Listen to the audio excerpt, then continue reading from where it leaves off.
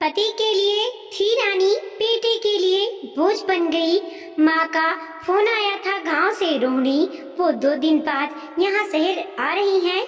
मैं जानता हूँ तुम्हारी माँ से बनती नहीं, मगर सिर्फ महीने भर की बात है, फिर वापस वो गांव चली जाएंगी। विकास हड़बड़ाते हुए बोला, क्या कहा तुमने? तुम्हारी माँ आ रही है? विकास, मैं पहले ही कह देती हूँ, मैं तुम्हारी माँ के साथ नहीं रह सकती। या तो तुम उन्हें रखो या मुझे, और यदि तुम उन्हें रखना चाहते हो तो मैं हमेशा के लिए मायके चली जाती हूँ, फिर रहो तुम अपनी माँ के साथ। रोहिणी झुंझलाते हुए बोली। विकास बोला, रोहिणी, मैं तुमसे कितना प्यार करता हूँ तुम जानती हो। तो फिर 1 महीने की ही बात है, फिर हम माँ को वृद्धाश्रम छोड़ देंगे। अभी तुरंत माँ को वहाँ नहीं रख सकते, कम से कम 1 महीना तो अपने पास रखना ही पड़ेगा। रोहिणी बोली, सिर्फ 1 महीना विकास, 1 महीने से 1 दिन भी ऊपर हुआ तो समझ लेना मैं तुम्हें छोड़कर चली जाऊंगी। विकास बोला, रोहिणी, मैंने वृद्धाश्रम में माँ का फॉर्म भर दिया है, हम चाहें तो उन्हें तुरंत भेज सकते हैं, मगर गांव के घर को बेचकर जो पैसे मिले हैं वह तो अभी भी माँ के पास ही हैं ना, पहले वह तो उनसे निकलवा लें। रोहिणी बोली, अरे हाँ, इतनी बड़ी बात मेरे दिमाग से कैसे निकल गई? मैंने ही तो तुम्हें ये आइडिया दिया था कि गांव का घर बेचकर तुम्हारी माँ को वृद्धा आश्रम रख देते हैं, ताकि गांव में उन्हें हर महीने पैसे देने का टेंशन भी खत्म, और यह जो पैसे मिलेंगे उनसे हम यहाँ अपने लिए एक नया फार्म हाउस खरीद लेंगे। विकास के पिता सागर मल जी का अभी 6 महीने पहले ही निधन हो गया था। विकास के पिता के निधन के बाद माँ शांता जी को विकास और रोहिणी तुरंत शहर लेकर आ गए थे। ले तो आए थे, मगर रोज रोहिणी शांता जी पर किसी न किसी बात को लेकर बरस पड़ती। शांता जी को घर की काम वाली बाई बनाकर रख दिया था। उन्हें इतना परेशान किया कि वो वापस गांव चली गईं। गांव जाने के बाद भी शांता जी को सुख नसीब नहीं हो पाया था। पैसे पैसे को मोहताज हो गई थी शांता जी। विकास और रोहिणी ने गांव जाते समय शांता जी के हाथ में थोड़े से पैसे पकड़ाए थे। अब वह भी भला कितने दिन चलते। एक दिन शांता जी फोन कर विकास से बोली, बेटा, मुझे ज्यादा कुछ नहीं चाहिए, मगर 2 वक्त के खाने को रोटी तो सबको चाहिए होती है, और अब तबीयत भी ठीक नहीं रहती तो आए दिन दवाइयाँ भी खानी पड़ती हैं, घुटनों में भी दर्द रहता है। वह तो अच्छा है कि गांव में सब रिश्तेदार पड़ोसी मुझे बहुत मान सम्मान देते हैं और समय समय पर दवाइयाँ भी दे जाते हैं, मगर मुझे भी तेरे होते हुए दूसरों से मदद लेने में शर्म महसूस होती है, इसीलिए तू थोड़े पैसे भेज देता तो अच्छा रहता। गांव में सब बहुत अच्छे हैं, इसीलिए वक्त कट जाता है, इसीलिए तू मेरी चिंता मत करना। रोहिणी भी वही पति विकास के पास खड़ी सब सुन रही थी। तब उसने ही विकास से कहा कि तुम्हारी माँ से कहो कि वो गांव का घर बेच दे और यहाँ चली आए। विकास भी आश्चर्य में बोला, रोहिणी, तुम तो माँ के साथ रहना नहीं चाहती थी ना? रोहिणी बोली, अरे वह तो मैं अब भी नहीं रहना चाहती। तुम्हारा गांव का घर बेचकर जो पैसे आएंगे उनसे हम यहाँ फार्म हाउस खरीदेंगे।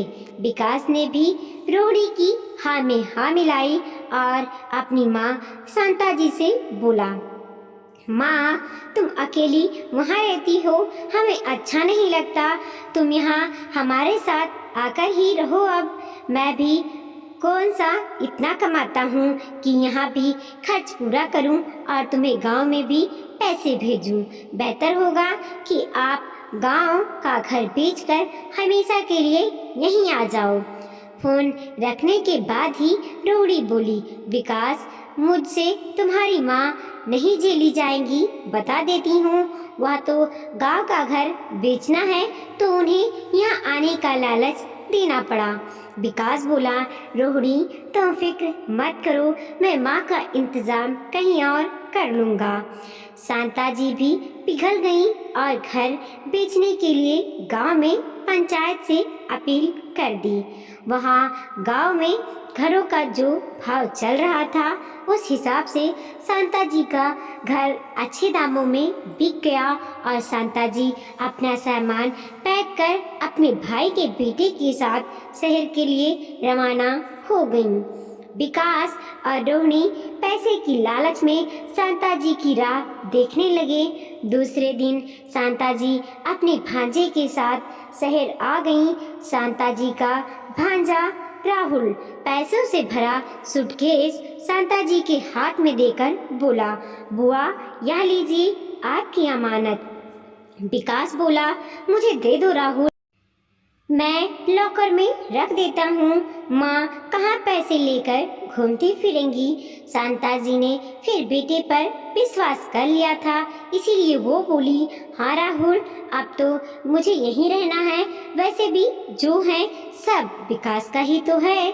राहुल ने पैसों वाला सूटकेस विकास को पकड़ा दिया और वह वापस गांव के लिए रवाना होने लगा। शांता जी बोली, बेटा गांव की बहुत याद आएगी, मेरा मन ना था कभी शहर आने का, मगर मजबूरी में मन का कहाँ करने मिलता है।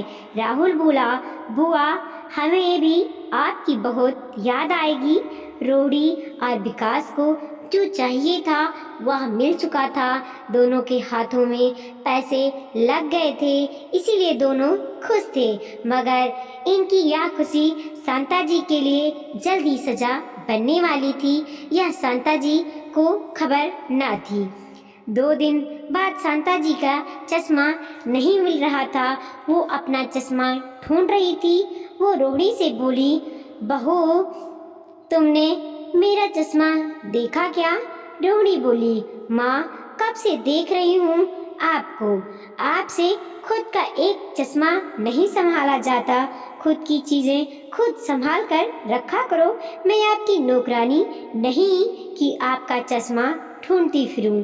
उतने में विकास भी आकर बोला, माँ क्यों सुबह सुबह सबको परेशान कर रही हो, चश्मा तो ही है, वैसे भी तुमको क्या काम करना है, बैठी रहो एक जगह, चश्मा नहीं मिल रहा है तो बाद में ढूंढ लेना, मुझे और रोहिणी को मत परेशान किया करो, हमें ढेरों सारे काम रहते हैं। शांता जी बेटे बहू के बर्ताव से आहत होकर एक जगह बैठ गईं और मन में भाग गईं कि जिस तरह पिछली बार मेरे साथ दोनों ने मिलकर दुर्व्यवहार किया था, शायद इस बार भी यही होने वाला है।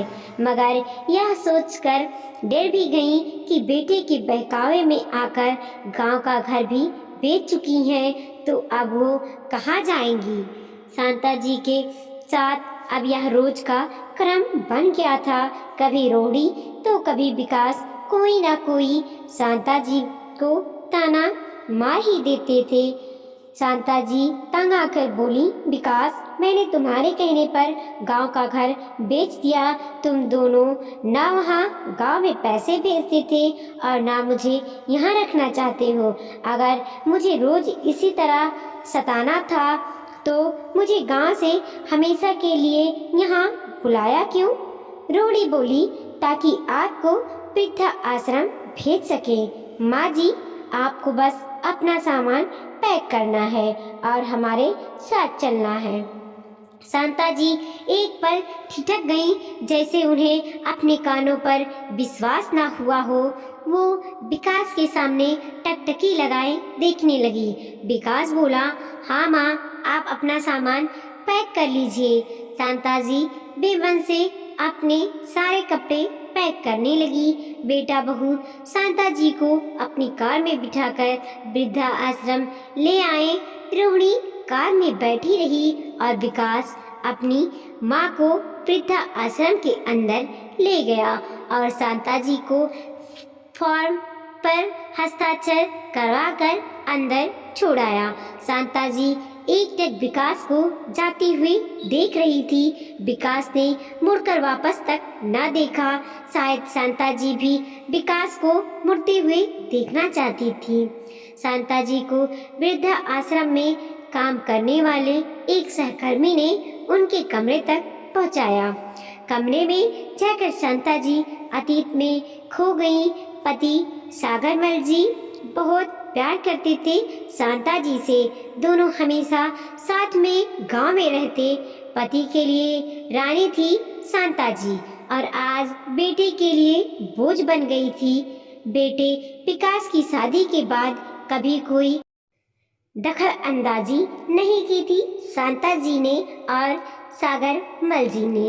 विकास के घर परिवार में फिर भी रोहिणी कभी पसंद ना कर पाई थी शांता जी को। पहली बार जब रोहिणी शादी करके गांव आई थी तभी उसने शांता जी से कह दिया था उसने विकास के लिए शादी की है, सास ससुर के लिए नहीं। और विकास ने भी कह दिया था माँ रोहिणी एकल परिवार में रहने की आदी है, उससे यह सेवा वा की उम्मीद मत करिएगा। बस यही पहली और आखिरी बार था जब विकास और रोहिणी गांव आए थे। उसके बाद दोनों ने कभी वहां कदम भी नहीं रखा और ना ही कभी अपने माता पिता को शहर बुलाया। सागर मल जी के निधन के बाद बिल्कुल अकेली पड़ गई थी शांता जी। गांव में परिवार वालों के दबाव में आकर विकास और रोहिणी को शांता जी को शहर लाना पड़ा। मगर एक दिन भी बेटा बहू अपनापन ना दे पाए, इसीलिए तो तंग आकर वापस गांव चली गई थी शांता जी। आपका खाना तैयार है माँ जी, आइए बाहर सभी औरतें बैठी हैं, आप भी वहीं बैठ जाइए। वृद्धा आश्रम के कार्यकर्ता का स्वर शांति जी के कानों में गूंजा। शांता जी ने बाहर आकर देखा तो सैकड़ों औरतों को एक साथ खाना दिया जा रहा था, जिसमें से एक वह भी थी। शांता जी को उनका कमरा दिखा दिया गया था जिसमें 6 और बूढ़ी औरतें थीं। धीरे धीरे शांता जी की सभी से पहचान हो गई और अब बातचीत भी होने लगी। सावित्री जी जो शांता जी के रूम में ही रहती थी, हर बात पर रो पड़ती। जब शांता जी ने उससे रोने का कारण पूछा तो वह बोली उसे उसका परिवार बहुत याद आता है। उसके भी बेटे बहू उसे हमेशा के लिए यहाँ वृद्धा आश्रम छोड़ गए और अब कोई भी उनसे ना मिलने आता है और ना ही फोन करता है। उससे अपना घर बहुत याद आता है। शांता जी भी तो अपना गांव बहुत याद करती थी। गांव के वह रिश्तेदार जो बुआ काकी मामी बोल के शांता जी के सारे काम कर लिया करते थे। पड़ोसी जो रिश्तेदारों से बढ़कर थे। गांव में सभी के साथ मिलजुल कर रहने की बात ही अलग थी। सोचकर वो अपने आप को ही कोसने लगी, क्यों गांव का घर बेचकर वो शहर आ गई, क्यों बेटे बहू पर विश्वास कर लिया। 2 दिन बाद दिवाली थी, मगर वृद्धा आश्रम में सभी की आंखों में पानी था। कोई अपना घर, कोई अपना गांव, तो कोई अपना परिवार याद कर रहा था। दिवाली के दिन भी कोई खुश ना था। वृद्धा आश्रम में बस सभी जी रहे थे, जीने की वजह कुछ ना बची थी। दिवाली का त्योहार सभी को उनकी पुरानी यादों में ले गया, जहां वो परिवार के साथ दिवाली मनाते थे। सभी की आंखें नम हो चुकी थी। कोई अपने पोता पोती को याद कर रहा था तो कोई अपनी सहेलियों को। शांता जी को भी अपने बेटे बहू से अब कोई आस ना थी। हाँ, मगर गांव बहुत याद आता था और वो सभी को याद कर बहुत रोती।